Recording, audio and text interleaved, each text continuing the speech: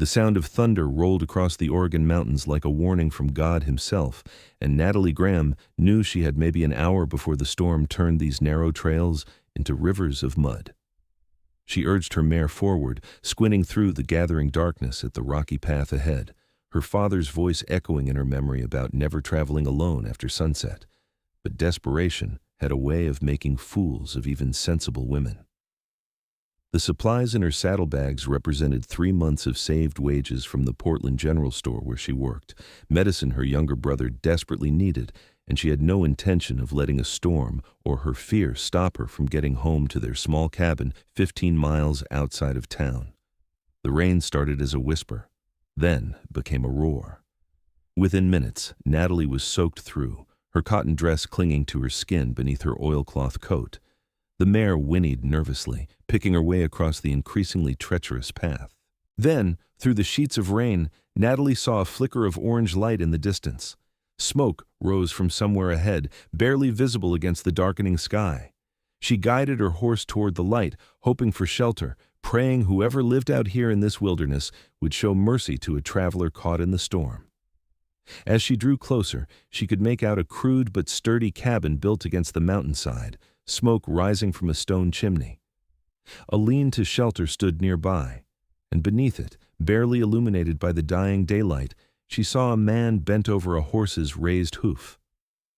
Natalie dismounted, her boots squelching in the mud, and led her mare closer. The man looked up at the sound of her approach, and even in the dim light, she could see he was massive.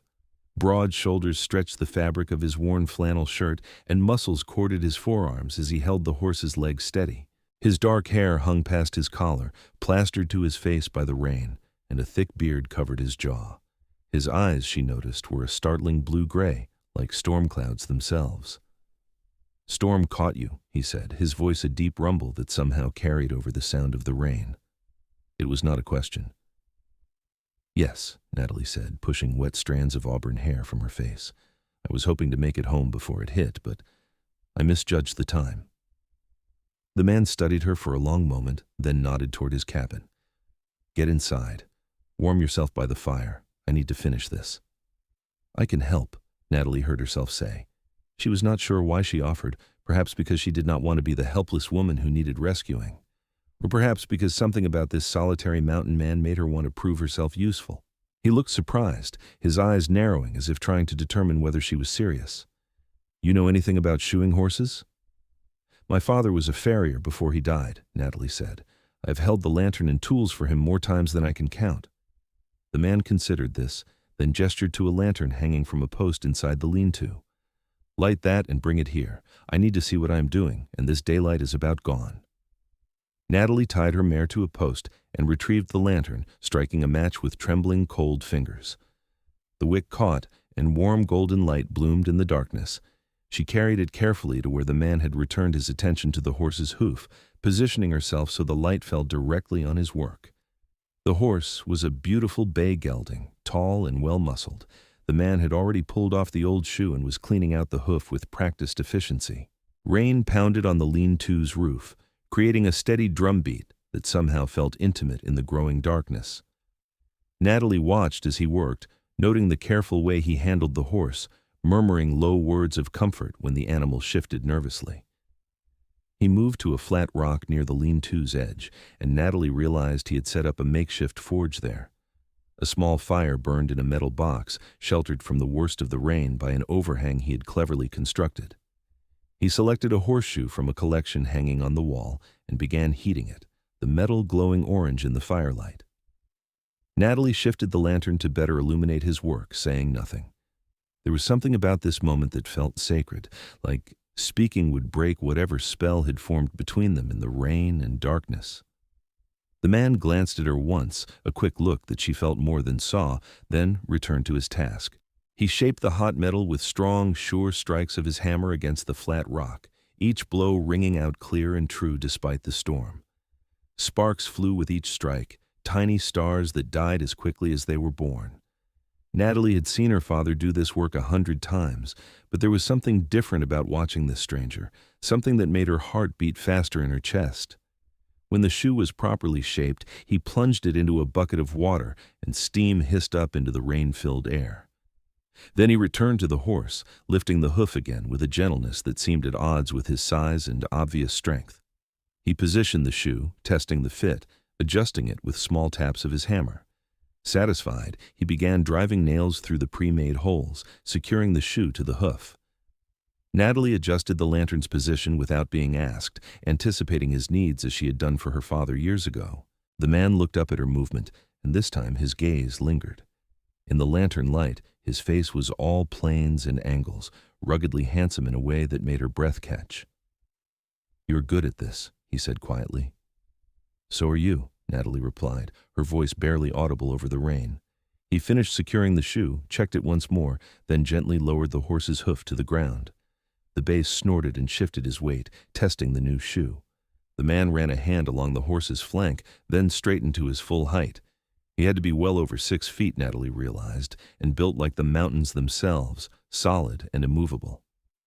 "Logan Sawyer," he said, extending a hand that was calloused and scarred from hard work. "Natalie Graham," she replied, placing her smaller hand in his. His grip was warm despite the cold rain, and gentle despite his obvious strength. "Come inside," Logan said, releasing her hand and gesturing toward his cabin. "You will catch your death out here, and your horse needs tending too." He led both horses into a small barn attached to the cabin, a structure Natalie had not noticed in the darkness and rain. Inside it was dry and smelled of hay and leather. Logan efficiently removed the tack from both animals, rubbing them down with handfuls of straw while Natalie held the lantern and watched. "How far were you planning to ride tonight?" he asked as he worked. "My family's cabin is about 10 miles north of here," Natalie said. "My brother is sick. I went to Portland for medicine." Logan glanced at the saddlebags she had removed from her mare. "That medicine will not do him any good if you break your neck riding in this storm." "I know," Natalie admitted, "but he needs it soon. The doctor said it was urgent." "Storm like this will last through the night," Logan said, moving to open a feed bin. He scooped grain into 2 wooden troughs, and the horses immediately began eating. "You cannot ride these trails in the dark, not in this weather. You will stay here until morning." It was not a question, or even really an offer. It was a simple statement of fact, delivered in that same deep, calm voice. Natalie knew she should probably protest, should worry about propriety and what people might say, but the truth was she was exhausted, freezing, and knew he was right about the danger of riding tonight. "Thank you," she said simply. Logan led her from the barn to the cabin, opening the heavy wooden door and ushering her inside. The cabin was a single large room, but it was well built and surprisingly organized. A stone fireplace dominated one wall, flames crackling cheerfully and filling the space with warmth. A large bed occupied one corner, neatly made with what looked like bearskin blankets. A wooden table and 2 chairs sat near the fireplace, and shelves lined the walls holding supplies, tools, and books. Natalie was surprised by the books. She counted at least 24 volumes, well worn but carefully maintained. "You can change behind that screen," Logan said, gesturing to a wooden privacy screen in the corner. "I have some dry clothes that might fit you well enough. They will be too big, but better than staying in those wet things." He pulled items from a trunk near the bed, a flannel shirt that looked only slightly less massive than the one he wore, and a pair of wool socks. "Best I can offer for a woman," he said, a hint of apology in his voice. "It is more than generous," Natalie said, taking the clothes gratefully. She stepped behind the screen and peeled off her wet dress, chemise, and stockings, her fingers clumsy with cold. The flannel shirt hung to her knees, the sleeves extending well past her hands, but it was blessedly dry and warm. The wool socks were enormous on her feet, but they too were warm. She emerged from behind the screen, carrying her wet clothes. Logan had changed as well, she noticed, now wearing dry trousers and a different shirt, though this one strained across his shoulders just as much as the previous one had. He had hung a rope across one corner of the cabin and was draping his wet clothes over it. "Give those here," he said, and she handed him her wet things. He hung them carefully, not even seeming embarrassed by the intimacy of handling her undergarments. There was something matter-of-fact about the way he did it, practical and unself-conscious. "Sit by the fire," Logan said, pulling one of the chairs closer to the hearth. "I will make coffee and something to eat." Natalie sank into the chair gratefully, extending her cold feet toward the flames. She watched as Logan moved about the cabin with economical grace, building up the fire, filling a battered coffee pot with water and grounds, pulling items from his shelves. He worked in silence, and Natalie found herself studying him openly, now that he was not looking at her. He was younger than she had first thought, perhaps in his late 20s. His hair, now beginning to dry in the fire's heat, was a dark brown with hints of copper when the light caught it. His beard was neatly trimmed, not wild like some mountain men she had seen in Portland. His hands as he worked were large and capable, moving with the confidence of a man who knew how to take care of himself. "How long have you lived up here?" Natalie asked, breaking the comfortable silence. 5 years, Logan said, slicing salt pork into a cast-iron pan. "Built this place myself." "It is a good cabin," Natalie said, meaning it. The craftsmanship was evident in every detail, from the tight-fitting logs to the sturdy furniture. "Thank you," Logan said. He set the pan over the fire, and soon the smell of frying pork filled the cabin. "I came west after the war. Did not feel like settling in a town." Natalie did quick arithmetic in her head. The war had ended in 1865, 13 years ago. That would make Logan around her age, perhaps 27 or 28, to her 23 years. "Were you a soldier?" she asked softly. "Yes," Logan said, his voice carefully neutral. "Confederate infantry. Not proud of it, not ashamed of it. It was what it was." Natalie nodded, understanding the weight in those words. The war had left scars on everyone, North and South alike. Her own father had fought for the Union and had come home a different man, haunted by things he would never speak of. Logan added beans to the pan, stirring them with the pork, then placed thick slices of bread on the hearth to toast. He poured coffee into 2 tin cups and handed one to Natalie. She wrapped her hands around it gratefully, letting the heat seep into her cold fingers. "Your family's cabin," Logan said, settling into the other chair with his own coffee. "Is it just you and your brother?" "And my mother," Natalie said. "My father died 3 years ago. Logging accident up north of Portland. James, my brother, is 16. He is usually healthy, but this winter he got sick, and it just kept getting worse. The doctor finally figured out it was pneumonia. He gave me a list of medicines and said James needed them urgently." "And you rode all the way to Portland and back alone," Logan said, and there was something in his voice that might have been admiration or concern or both. "We do not have money to hire someone to do it for me," Natalie said simply, "and my mother cannot leave James alone that long." Logan nodded, understanding passing between them without further words. Life in the Oregon Territory in 1878 was hard, and people did what they had to do to survive. He served the food onto 2 tin plates, handing one to Natalie along with a fork. The meal was simple but hot and filling, and Natalie realized she had not eaten since early morning. They ate in comfortable silence, the storm continuing to rage outside, rain drumming against the cabin's roof and walls. "Why did you come all the way out here?" Natalie asked when she had finished eating.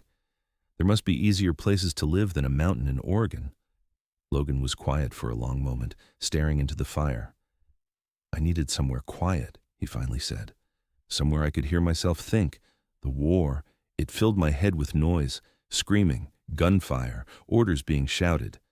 After it ended, I tried going home to Virginia, tried living in town, but the noise just kept following me. So I came west, kept going until I found a place quiet enough." "And you found it here," Natalie said softly. "Yes," Logan said, looking at her with those storm-gray eyes. "Until tonight, the loudest thing in this valley has been the wind in the pines." There was something in the way he said it that made Natalie's breath catch. It was not resentment exactly, but an acknowledgement that her presence had disrupted his carefully constructed solitude. "I'm sorry for intruding," she said. Logan shook his head. "I did not mean it that way. It is just different having someone here. Not bad different, just different." The fire crackled and popped, sending up a shower of sparks.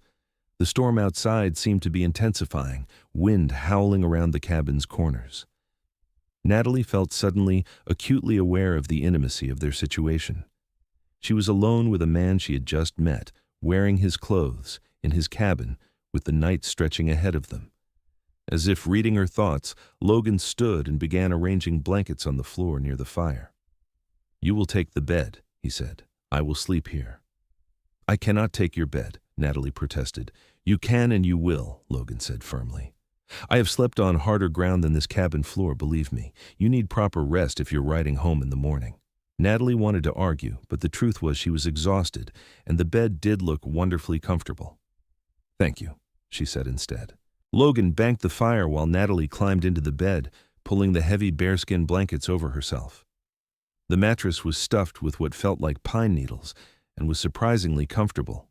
She could smell wood smoke and pine and something else, something that was uniquely Logan, clean and masculine. Good night, Natalie, Logan said from his makeshift bed by the fire. Good night, Logan, she replied and closed her eyes.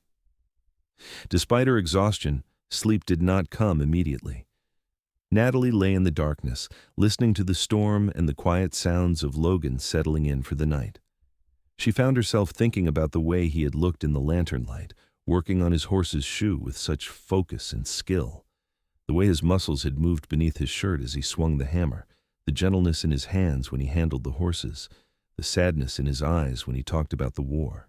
She had met plenty of men in Portland, men who worked at the mill or the docks, men who came into the general store where she worked. Some had been kind, some had been forward, a few had even tried courting her, but none of them had made her feel the way she had felt watching Logan Sawyer shoe his horse in the rain.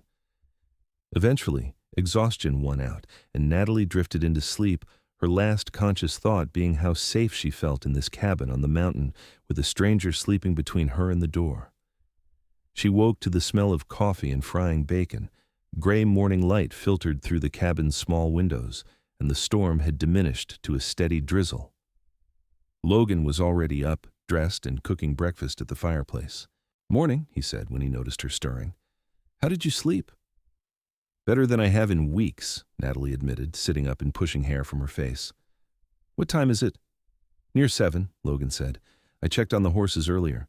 They're both fine. Your mare seems steady enough for the ride home. Natalie climbed out of bed and checked her clothes hanging on the line. They were mostly dry, though still slightly damp.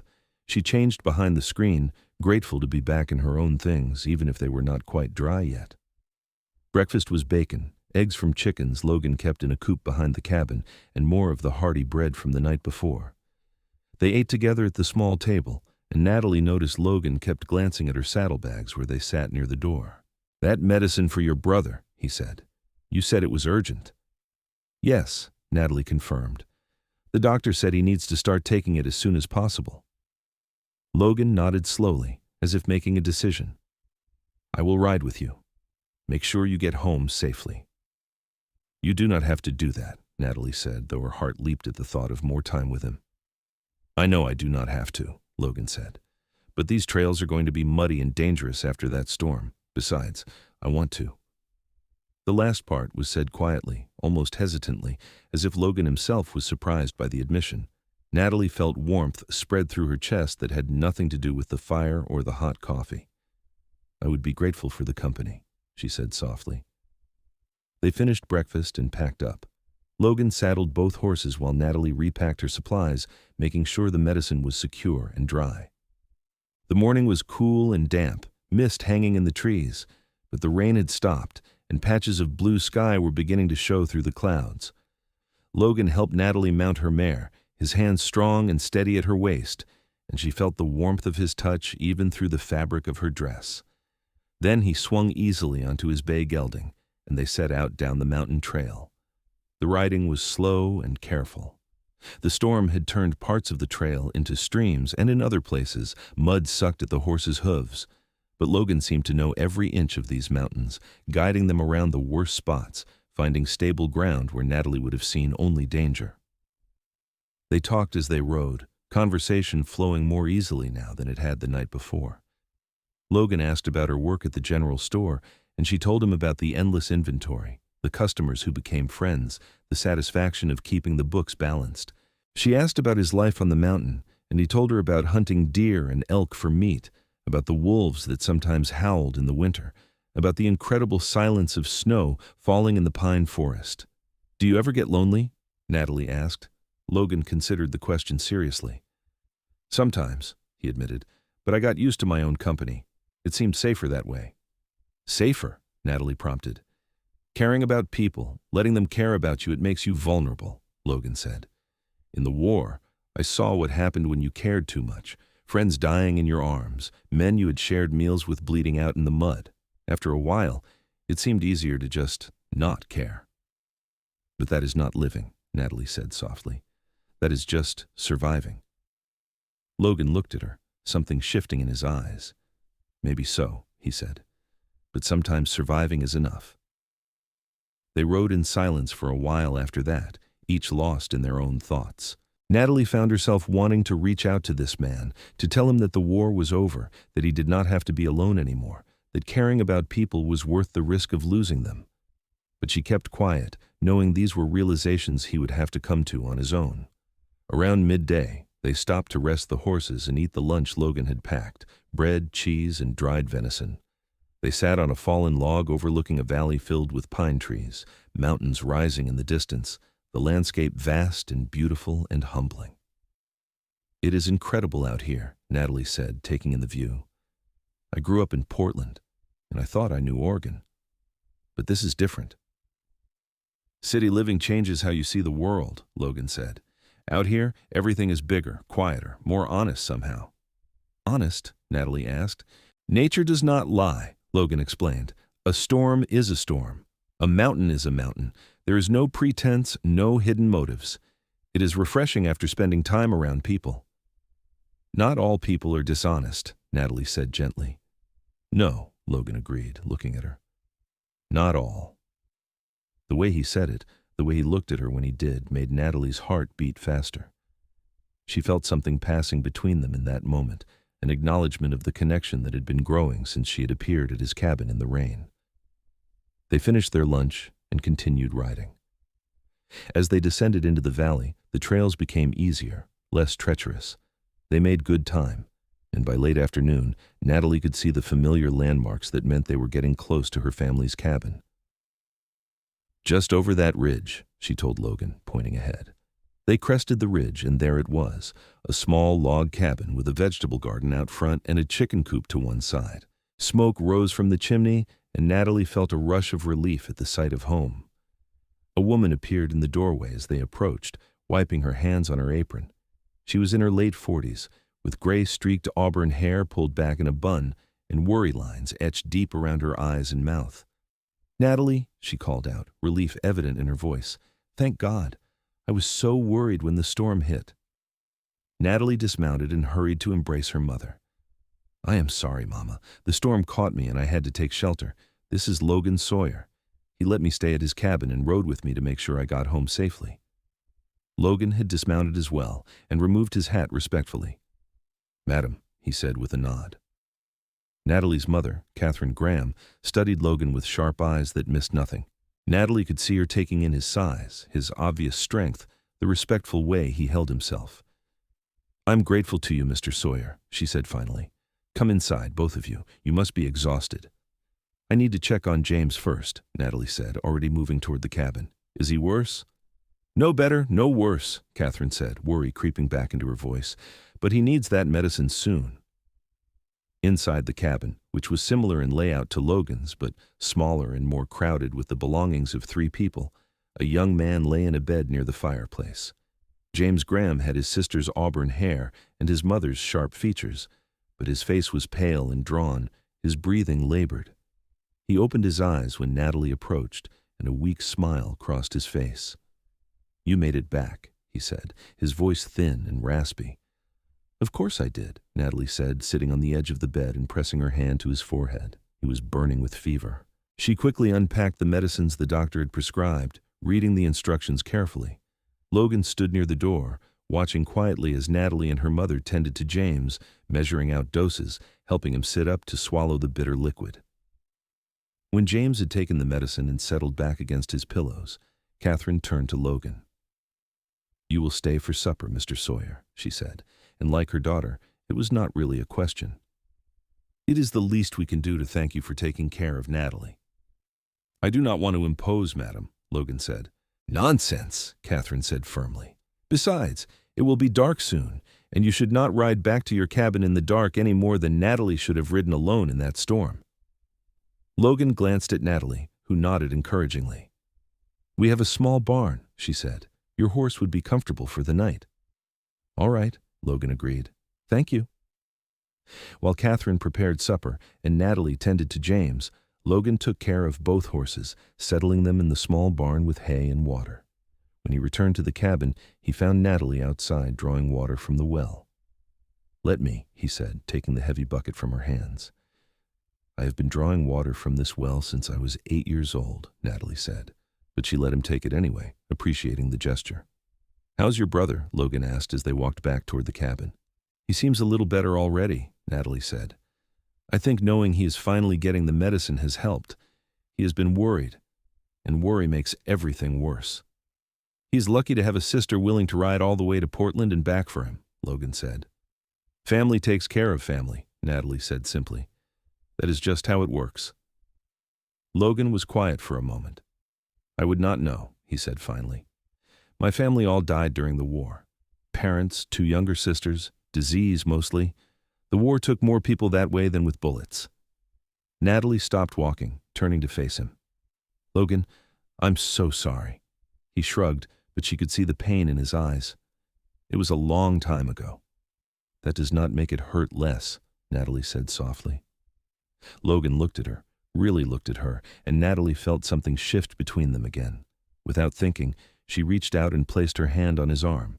Even through his shirt, she could feel the solid muscle, the warmth of his skin. "Thank you for telling me," she said. Logan covered her hand with his own, his calloused palm warm against her fingers.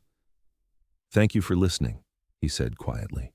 They stood like that for a long moment, connected by touch and understanding, until Catherine called from the cabin that supper was ready. They went inside together, and Natalie realized with a start that she did not want Logan to leave, did not want this day to end. Supper was venison stew with vegetables from Catherine's garden, fresh bread, and butter. James managed to eat a little, propped up in his bed, while the adults sat at the small table. Catherine asked Logan polite questions about his life, and he answered with his characteristic quiet honesty. Natalie could see her mother warming to him, approving of his straightforward manner and obvious respectability. After supper, Logan insisted on helping clean up despite Catherine's protests. He washed dishes while Natalie dried them, the two of them working together with the same easy coordination they had shown when he shoed his horse in the rain. Catherine watched them with knowing eyes, but said nothing. When the dishes were done, and James had been given another dose of medicine, Catherine announced she was going to bed. "Natalie, you can make up a pallet by the fire for Mr. Sawyer," she said. "I'm sure he will be comfortable there." "Yes, Mama," Natalie said. Catherine disappeared behind a curtain that separated her sleeping area from the main room, leaving Natalie and Logan alone by the fire. Natalie pulled out blankets and quilts, arranging them into a makeshift bed, similar to the one Logan had made for himself the night before. "Your mother is a good woman," Logan said, helping her spread the blankets. "She is strong," Natalie said. "She has had to be, raising us alone after Papa died. But I worry about her. She works too hard, worries too much." "She raised a good daughter," Logan said. "That says a lot about her." Natalie felt herself blushing. "How can you say that? You barely know me." "I know you rode all the way to Portland alone to get medicine for your brother," Logan said. "I know you were not afraid to help a stranger with his horse in a storm. I know you did not judge me when I told you about the war. That tells me enough." They had finished making up the bed, but neither of them moved to separate. The cabin was quiet except for the crackle of the fire and James's labored breathing. Outside, night had fallen, and through the window, Natalie could see stars beginning to appear in the clearing sky. "I am glad the storm caught me last night," Natalie said softly. "I am glad I found your cabin." "So am I," Logan said, and the admission seemed to cost him something, as if he was not used to being glad about things, not used to letting people into his carefully guarded life. "Will you come back?" Natalie asked, the words tumbling out before she could stop them. "To visit, I mean. To check on James." Logan looked at her for a long moment, his storm-gray eyes searching her face. "Would you want me to?" "Yes," Natalie said, meeting his gaze steadily. "I would." "Then I will," Logan said. "I will come back in a few days, see how the boy is doing." "Good," Natalie said, smiling. Logan smiled back. a rare, genuine smile that transformed his usually serious face. "Good night, Natalie." "Good night, Logan." Natalie retired to the sleeping area she shared with James, lying down on her narrow bed and listening to the sounds of Logan settling in by the fire. Her heart was racing, her mind full of thoughts of the mountain man who had appeared in her life so suddenly and completely. She fell asleep thinking of his hands, strong and gentle at the same time, working the hot metal on the flat rock in the rain, and of his eyes, storm gray and full of loneliness and hope. The next morning, Logan was up before dawn. Natalie woke to find him already dressed and checking on the horses in the barn. She quickly got dressed and went outside to find him. "You're leaving?" she asked, trying to keep the disappointment from her voice. "Have to get back to my cabin," Logan said. "The animals need tending and I have work to do, but I meant what I said. I will come back in a few days." "I will hold you to that," Natalie said. Logan mounted his bay gelding, looking down at her from his considerable height. In the early morning light, with his broad shoulders blocking out the rising sun, he looked like something out of a legend, a hero from one of the stories her father used to tell. "Take care of yourself and your family," Logan said. "You take care of yourself too," Natalie replied. He tipped his hat to her and rode off down the trail, and Natalie stood watching until he disappeared into the trees. Then she turned back to the cabin, a smile on her face despite the ache in her chest at watching him go. The next 3 days passed slowly. James improved steadily with the medicine, his fever breaking on the second day, his color and appetite returning on the third. Catherine noticed Natalie's distraction, the way her daughter kept glancing out the window toward the trail, the way she took extra care with her appearance each morning. "This Logan Sawyer," Catherine said on the third afternoon as they worked together in the vegetable garden. "He seems like a good man." "He is," Natalie said, pulling weeds from around the bean plants. "He's also clearly interested in you," Catherine continued. Natalie felt her cheeks heat. "Mama, we barely know each other." "Sometimes you just know," Catherine said wisely. "When I met your father, I knew within an hour that I was going to marry him. He knew it too. We were married 3 months later, and I never regretted it for a single day." "Logan has been alone for a long time," Natalie said. "He is not used to people, to caring about anyone." "Then maybe he needs someone to show him it is worth the risk," Catherine said, sitting back on her heels and looking at her daughter seriously. "Life is short, Natalie, especially out here. If you have found someone who makes you happy, someone good and decent and strong, you do not let that slip away because you are afraid or because you think you should wait." "What if he does not come back?" Natalie asked, voicing the fear that had been growing in her heart since Logan rode away. "Then at least you will know," Catherine said gently. "But I do not think you need to worry about that. I saw the way he looked at you. He will be back." Catherine was right. On the fourth day, just after noon, Natalie heard the sound of hoofbeats on the trail. She ran to the window and saw Logan riding toward the cabin, tall and strong in the saddle, his dark hair catching the sunlight. She forced herself not to run outside like an overexcited child. Instead, she smoothed her dress, checked her hair in the small mirror by the door, and walked out calmly as Logan dismounted. "Hello," she said, and could not quite keep the joy from her voice. "Hello," Logan replied, and his answering smile told her he was just as glad to see her as she was to see him. "How is James?" "Much better," Natalie said. "The medicine worked. He's up and walking around today, even helped Mama with some chores." "That's good news," Logan said. James appeared in the doorway looking pale but much healthier than he had 4 days ago. "Mr. Sawyer," he said, "Natalie told me you helped her get home safely." "Thank you." "Just Logan," the big man said, "and you are welcome." Catherine emerged from the cabin as well, wiping flour from her hands. "Logan, good to see you. You will stay for lunch, I hope." "If it is not too much trouble, madam," Logan said. "No trouble at all," Catherine said. "James, come help me in the kitchen. Natalie, why do not you show Logan the new foal that was born yesterday? I know he would appreciate seeing her." Natalie shot her mother a grateful look, understanding the gift she was being given. Time alone with Logan. "We have a mare who gave birth yesterday," she told Logan. "Would you like to see?" "I would," Logan said. They walked together to the small barn. and Natalie led him to the stall where a chestnut mare stood protectively over a gangly foal with a white star on her forehead. Logan leaned on the stall door, watching the baby with a gentle expression. "She is beautiful," he said. "Mom is going to sell her in a few months," Natalie said. "We need the money, but I wish we could keep her." Logan glanced at her. "You like horses?"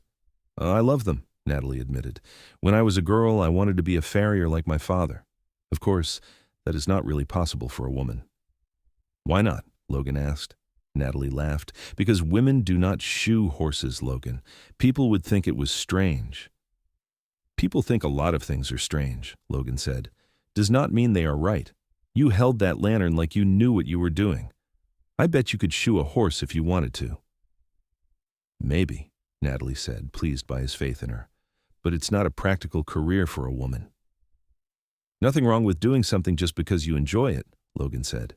"Practical is overrated." They stood together watching the mare and foal, shoulders almost touching. Natalie could feel the warmth of Logan's presence beside her, could smell the scent of pine and leather and wood smoke that seemed to cling to him. "I thought about you," Logan said suddenly, his voice quiet. "These past few days. Thought about you a lot." Natalie's heart leapt. "I thought about you too," she admitted. Logan turned to face her fully, his storm-gray eyes intense. "Natalie, I'm not good at this, at talking about feelings, at knowing what to say to a woman. The war, the years alone, they made me hard, closed off. But something happened when you appeared at my cabin that night. Something shifted." "I felt it too," Natalie said softly.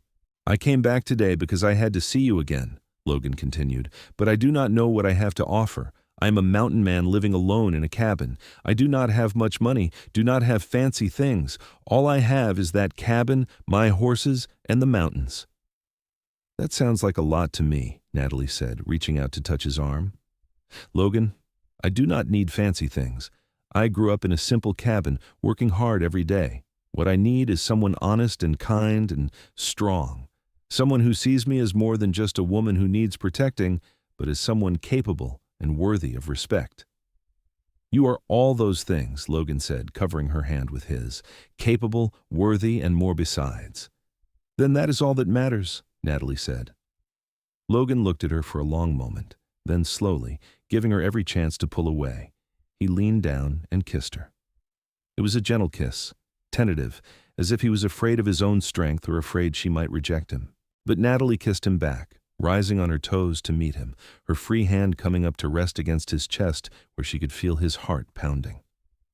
When they pulled apart, both were breathing hard. Logan looked almost stunned, as if he could not quite believe what had just happened. "Natalie," he said, his voice rough with emotion. "Yes," she said, understanding what he was asking even though he had not found the words yet. "I want to court you properly," Logan said, "if you will have me, if your mother approves."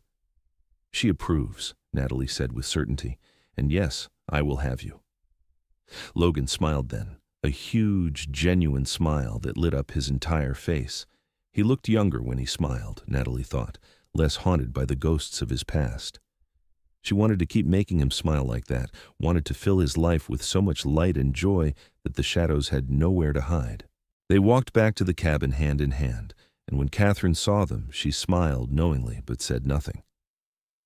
Over lunch, Logan told them about his life on the mountain, about the wildlife he saw, about the changing seasons in the high country.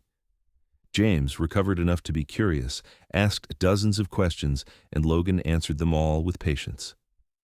Before he left that afternoon, Logan asked Catherine formally for permission to court Natalie.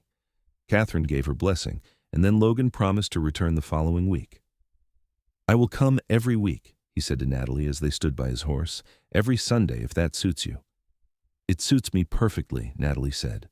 True to his word, Logan came every Sunday. Sometimes he brought gifts, fresh meat from his hunting, wildflowers from the mountain meadows, once a beautifully carved wooden box that he had made himself. Other times he came with nothing but himself, which was all Natalie wanted anyway. They spent their Sundays walking the trails around the Graham cabin, talking about everything and nothing. Logan told her more about his childhood in Virginia, about his parents and sisters, about life before the war. Natalie told him about her dreams of seeing the ocean someday, about how she loved to read but rarely had time for it anymore, about the little things that made her happy, the smell of bread baking, the sound of rain on the roof, the feel of a horse's soft nose against her palm.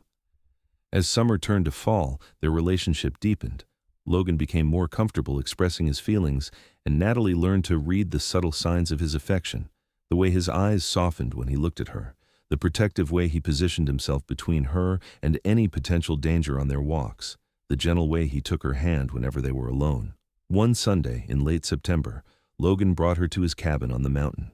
They rode up together, and Natalie saw his home with new eyes, imagining what it would be like to live there, to wake up every morning to those mountain views, to share that peaceful solitude with Logan. "What do you think?" Logan asked as they stood on the porch looking out over the valley. "I think it is the most beautiful place I have ever seen," Natalie said honestly. Logan took her hand, his large fingers intertwining with her smaller ones. "Would you want to live here?" he asked. "I know it is not much and it is isolated, but I could add on to the cabin, make it bigger, make it a home for a family." Natalie turned to face him, her heart pounding. "Logan Sawyer, are you asking me to marry you?" "I am," Logan said, dropping to one knee despite the fact that they were alone, and the gesture was unnecessary. "I know I'm not much of a catch. I'm rough around the edges, not good with words, probably too set in my ways. But I love you, Natalie. I loved you from the moment you held that lantern in the rain and did not say a word, just knew what I needed and gave it to me. I want to spend the rest of my life with you, if you will have me." Tears filled Natalie's eyes. "Yes," she said, her voice breaking with emotion. "Yes, I will marry you. I love you too, Logan. I think I have loved you since that first night." Logan stood and swept her into his arms, lifting her clean off her feet and spinning her around. Natalie laughed, her hands coming to rest on his broad shoulders, feeling the incredible strength of him and knowing she would always be safe with this man, always be cherished. They married in November, a simple ceremony in Portland with just Catherine and James as witnesses. The preacher was an old man who had married hundreds of couples, but he said afterward that he had rarely seen two people more obviously meant for each other. Natalie moved into Logan's cabin, and together they began building a life. Logan expanded the cabin as promised, adding a second room and a better kitchen. Natalie brought her belongings from her mother's cabin, including her precious books, which Logan proudly displayed on the shelves alongside his own. Catherine and James visited often at first, but as winter set in and the mountain trails became impassable, visits became less frequent. Natalie missed her family, but she did not regret her decision for a moment. Life with Logan was everything she had hoped for and more. They settled into a comfortable routine. Logan hunted and maintained the cabin and tended to the horses. Natalie cooked and kept house and helped with the outdoor work when it was needed. In the evenings, they sat by the fire, and Logan read aloud from books while Natalie sewed or knitted. Sometimes they just talked, sharing their thoughts and dreams and fears. The winter of 1878 to 79 was harsh, with deep snows and bitter cold, but the cabin was tight and warm, and they had plenty of supplies. Natalie learned to love the isolation, the way the snow muffled all sound and made the world seem like it was just the two of them, alone in a universe of white. It was during that first winter that Natalie discovered she was pregnant. She told Logan one night as they sat by the fire, and the look of wonder and joy on his face was something she would treasure forever. "A baby," he said, his hand coming to rest gently on her still flat stomach. "Our baby." "Are you happy?" Natalie asked, though she could see the answer in his eyes. "Happy does not even begin to cover it," Logan said. "I never thought I would have this, Natalie. A wife, a home, a child on the way. I thought I was going to spend the rest of my life alone on this mountain. You gave me everything." "You gave me everything too," Natalie said, leaning into his embrace. "You gave me adventure and love and a home more beautiful than I ever imagined." Their son was born in early summer of 1879, a healthy baby boy with his father's dark hair and his mother's green eyes. They named him Samuel, after Logan's father, with the middle name Thomas after Natalie's father. Logan was a devoted father from the moment Samuel was born. Natalie watched in amazement as this strong, stoic mountain man became completely undone by a tiny infant. Logan carved toys, sang lullabies in his deep voice, walked the floor for hours when Samuel was fussy. He built a beautiful cradle from pine wood and placed it near their bed so Samuel would always be close. Catherine and James came to visit when Samuel was a month old, making the difficult journey up the mountain to meet the newest member of their family. Catherine cried when she held her grandson, and James was surprisingly gentle with the baby, letting Samuel grasp his finger with tiny hands. "You have a good life here," Catherine said to Natalie, as they sat on the porch watching Logan and James check on the horses. "I can see how happy you are." "I am happy, Mama," Natalie confirmed. "Happier than I ever thought possible." "Your father would have approved of Logan," Catherine said. "He always said you needed a strong man, someone who could match your spirit without trying to break it." "Logan would never try to break me," Natalie said. "He sees me as an equal, as a partner." "That is as it should be," Catherine said, squeezing her daughter's hand. As Samuel grew, the cabin filled with the sounds of childhood, laughter, crying, the patter of small feet learning to walk. Logan taught his son to ride almost before he could walk properly, setting him in the saddle and leading the gentlest mare around the clearing. Natalie taught Samuel his letters and numbers, reading to him from the books she treasured. 3 years after Samuel was born, Natalie gave birth to twin girls. They named them Rose and Lily, and Logan joked that his house was now overrun with flowers. The girls had their mother's auburn hair and their father's gray eyes, and Logan doted on them shamelessly. Life was not always easy. There were hard winters when supplies ran low, summers when the garden struggled in the heat, times when sickness touched the family and they could only pray and wait it out. But they faced everything together, Logan and Natalie, their partnership growing stronger with each challenge overcome. James came to live with them when he was 20, after Catherine passed away peacefully in her sleep. He built himself a small cabin a mile down the mountain from Logan and Natalie's place and worked as a guide for hunters and travelers. He married a schoolteacher from Portland 2 years later, and soon the mountain valley had a small community of family living in harmony. Logan never lost his need for the peace and quiet of the mountains, but he no longer needed to be alone. He had found something better than solitude. He had found belonging. Every night he fell asleep with Natalie in his arms, listening to the sounds of his children breathing in the next room, and felt a contentment he had never known was possible. Sometimes, on rainy nights, Natalie would light a lantern and carry it out to the barn where Logan was working. She would hold it without speaking, watching him work, and he would glance up and smile, remembering that first night when she had appeared out of the storm like an answer to a prayer he had never thought to speak. Samuel grew into a strong young man, tall like his father, with the same quiet competence and gentle strength. The twins were wild and fearless, climbing trees and riding horses as well as any boy. Logan and Natalie's cabin became a gathering place for their growing family, a home filled with love and laughter and the kind of joy that comes from building something lasting together. Years passed, seasons changed, and the love between Logan and Natalie only grew deeper. They worked side by side in the garden, maintained the expanding cabin together, and raised their children to be kind, strong, and self-reliant. On their 10th wedding anniversary, Logan took Natalie back to the flat rock where he had shoed his horse that rainy night so long ago.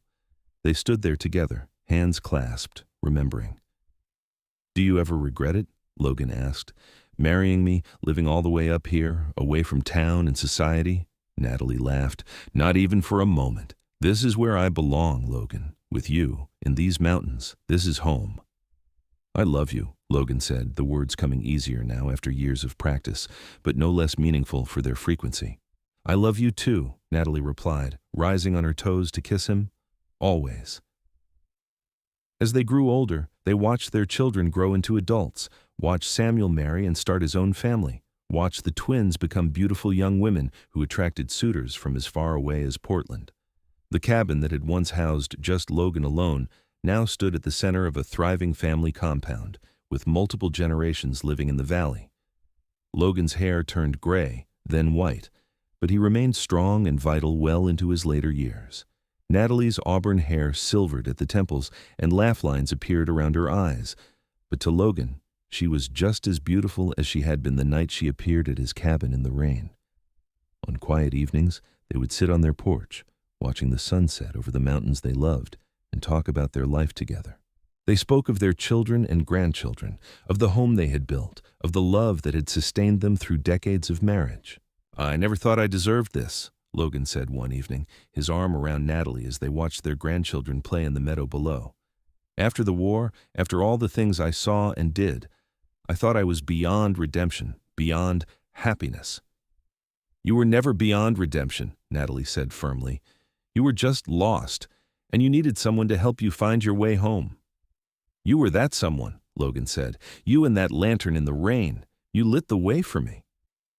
"We lit the way for each other," Natalie corrected gently. "That's what love is, Logan. Two people helping each other find the path through the darkness." Logan pulled her closer, pressing a kiss to her temple. "I would do it all again," he said. "Every moment, every hardship, every challenge, as long as it led me back to you." "And I would hold that lantern again," Natalie said. "I would stand in the rain and the dark and the cold, as long as it meant finding you at the end." As the years continued to pass, Logan and Natalie remained devoted to each other and to the family they had created. They watched their grandchildren grow, and eventually they welcomed great-grandchildren into the world.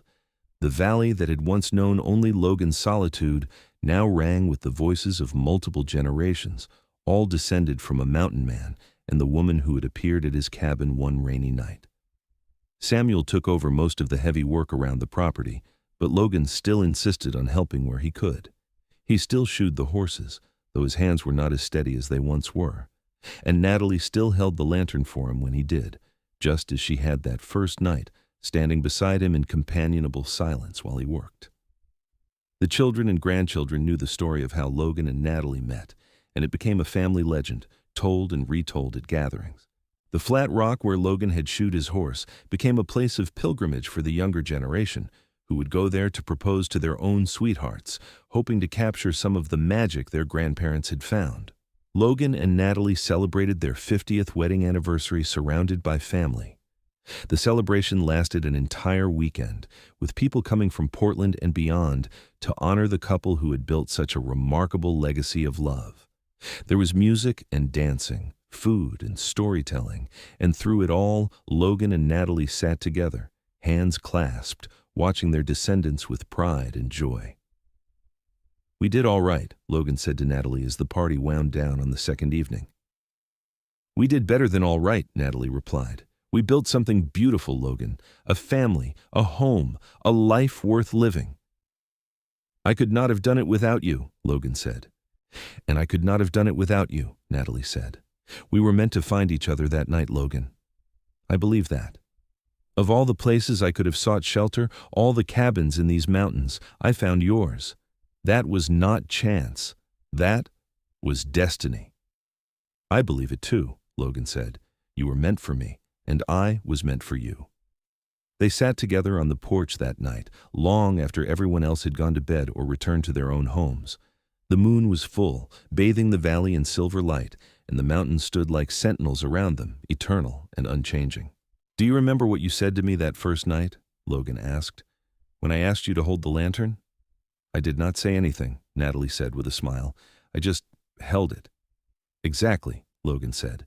"You did not question me, did not need explanations. You just understood what I needed and gave it to me. That is who you have been for our entire marriage. My partner, my helper, my love. You have given me what I needed before I even knew I needed it." "You have done the same for me," Natalie said. "You gave me adventure and security, passion and peace, a love that has sustained me through every joy and every sorrow. You gave me a life beyond anything I could have imagined for myself." They sat in silence for a while, comfortable in each other's presence as they had been for more than 50 years. Then Logan stood, his joints creaking with age but his strength still evident in his broad shoulders and straight back. "Come," he said, extending his hand to Natalie. "Let us go to bed, my love. We have another day of celebration tomorrow." Natalie took his hand and let him help her to her feet. Together, they walked into the cabin they had shared for so many years, the cabin that had witnessed every moment of their life together. As they prepared for bed, moving through the familiar routine with the ease of long practice, Natalie paused to look at Logan. His hair was white, his face lined with age, But his eyes were still the same storm gray that had captivated her that first night. And when he smiled at her, she saw the same man who had worked so carefully on his horse's shoe while she held the lantern, the man who had been gentle and kind and strong. "I love you, Logan Sawyer," she said. "I love you, Natalie Sawyer," he replied, pulling her into his arms. They fell asleep that night, as they had fallen asleep every night for 50 years, wrapped in each other's arms, surrounded by the evidence of the life they had built together, filled with gratitude for the chance encounter in the rain that had brought them together. More years passed, and eventually Logan and Natalie reached the end of their remarkable journey together. Logan passed first, peacefully in his sleep at the age of 87, with Natalie holding his hand. His funeral brought people from across Oregon, all coming to pay respects to the mountain man who had become a legend in his own time, not for violence or adventure, but for the quiet way he had lived his life with integrity and love. Natalie lived another 2 years after Logan's death, remaining in the cabin they had shared, tended to by her children and grandchildren. She spent her days reading, tending a small garden, and telling stories about Logan to anyone who would listen. She spoke of his strength, his gentleness, his unwavering devotion to his family. She told the story of the rainy night they met so many times that even the youngest great-grandchildren knew it by heart. On the anniversary of that fateful night, Natalie asked to be taken to the flat rock. Samuel and the twins helped her make the journey, supporting her as she walked the path she had traveled so many times with Logan. When they reached the rock, Natalie asked to be left alone for a few minutes. She stood there, her hand resting on the weathered stone, remembering. She could almost see Logan, young and strong, working in the rain. She could almost feel the weight of the lantern in her hand, the way the golden light had illuminated his face. She could almost hear the ring of hammer on metal, the patter of rain, the quiet breathing of the horses. "I held the lantern for you, my love," she whispered, "and you lit the way for me. We lit the way for each other." A month later, Natalie joined Logan in the small family cemetery on the hill overlooking the valley. They were buried side by side, their headstones simple, but bearing inscriptions that told the story of their love. Logan Sawyer, 1850–1937, beloved husband, father, grandfather. He found his home in these mountains. Natalie Graham Sawyer, 1855–1939, beloved wife, mother, grandmother. She held the light that guided him home.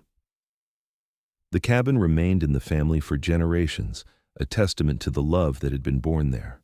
The flat rock where Logan had shoed his horse became a historical marker, a place young couples would visit to hear the story of the mountain man and the woman who had appeared in the rain.